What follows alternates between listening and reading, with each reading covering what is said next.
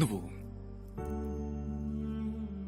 వేరయ్యా, నీ రూటే వేరయ్యా.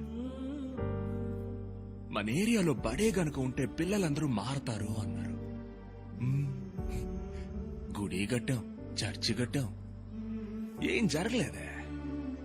నువ్వు ఆ బంతిని తీసి ఆ పిల్లల చేతిలో పెట్టగానే అప్పుడు మార్పు మొదలైంది. బిగిలో కత్తులట్టుకుని బీచ్లో తిరిగే పిల్లలు గ్రౌండ్ లో బంతులట్టుకుని తిరగడం మొదలెట్టారు. గొడవలు ఎట్టుకోవడానికి వాళ్ళకి టైం లేదు మైకిల్. టోర్నమెంట్ మ్యాచ్ అని పిల్లలందరూ తెగ బిజీ. ఇదంతా ఎవరి వల్ల? రాజప్ప వల్ల, మైకిల్ వల్ల, బిగిలే